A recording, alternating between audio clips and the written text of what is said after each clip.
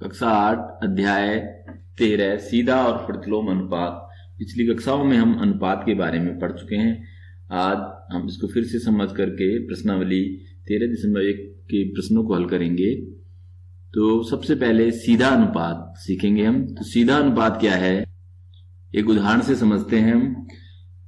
हम बाजार में जाते हैं, उदाहरण नंबर 1 किलो चीनी खरीदते हैं। तो 1 किलो चीनी का मूल्य कितने रुपए है, माना 40 रुपए है।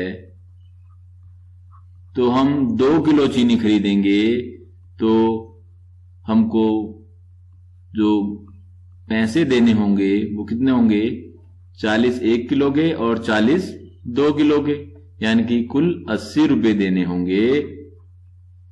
इसको हम इस तरह से भी समझ सकते हैं कि यहां पर मात्रा दुगनी हो गई है तो इसका मूल्य भी दुगना होना चाहिए। तो 2 गुणा 40, तो ऐसे भी 80 रुपए हमने प्राप्त किए।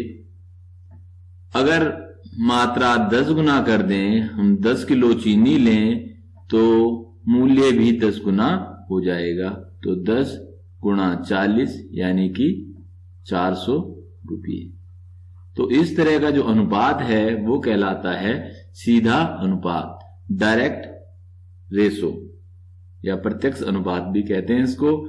दूसरा उदाहरण समझते हैं। एक कार है, वो 1 लीटर पेट्रोल में जाती है। 1 लीटर पेट्रोल में जाती है 20 किलोमीटर। उसका एवरेज जो है वो कितना है, 20 किलोमीटर का है। तो वो 2 लीटर पेट्रोल में कितना जाएगी, यहां पर देखें मात्रा क्या हो गई, दुगनी हो गई। तो ये दूरी भी दुगनी होनी चाहिए। तो 20 गुणा 2 यानी कि 40 किलोमीटर। अगर मैं 5 लीटर का ज्ञात करूं तो ये 5 गुना हो गया है। तो यहां पे जो दूरी है वो भी 5 गुना होगी। तो ये हो गई 100 किलोमीटर, यानी कि 1 लीटर में 20 किलोमीटर और तो 5 लीटर में 5 गुणा 20 यानी कि 100 किलोमीटर। तो ये जो विधि है ये एक एक विधि कहलाती है। पहले एक के लिए ज्ञात करें और फिर अधिक के लिए ज्ञात करें।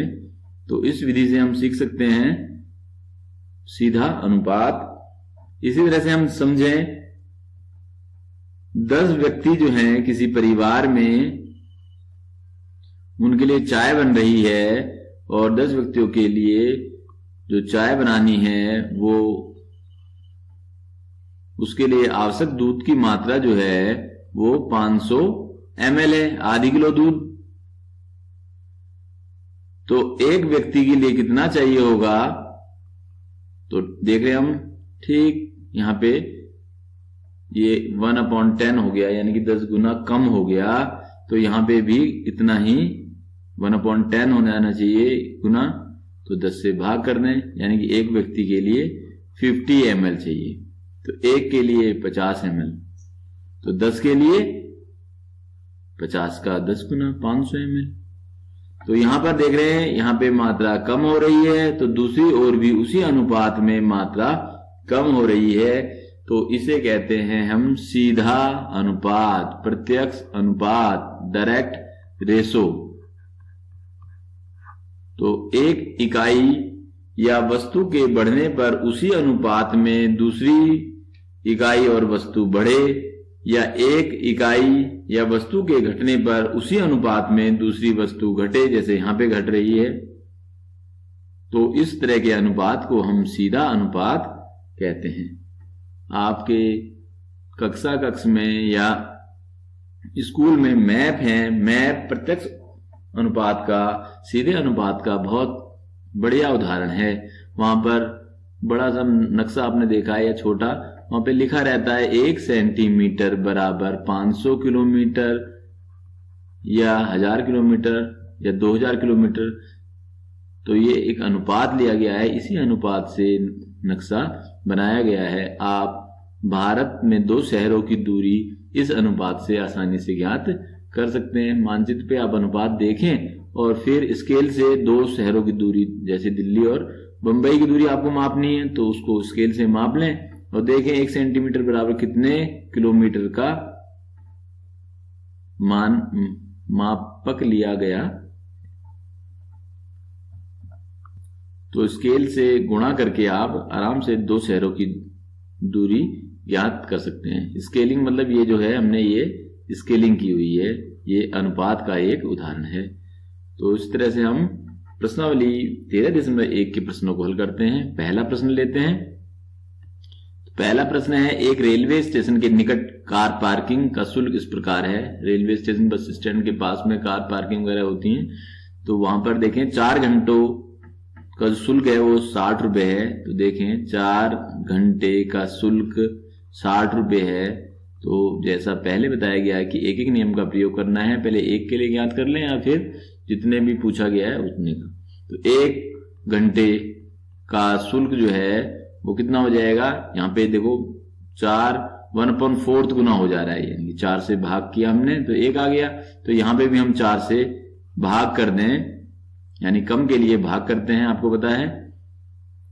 तो ये आ गया 15 रुपए।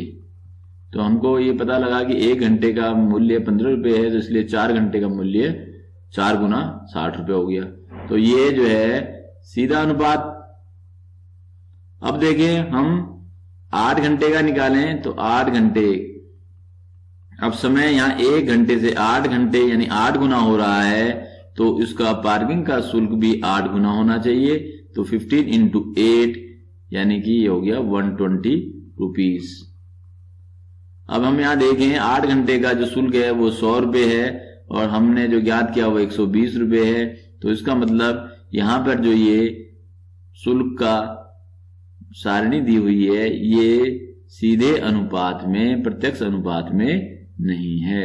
फिर आगे देखें 1 घंटे का मूल्य शुल्क 15 रुपए है, तो 12 घंटों का शुल्क समय 12 गुना हो गया है, तो शुल्क भी 12 गुना होना चाहिए। 15 गुणा 12 यानी कि 180 रुपए।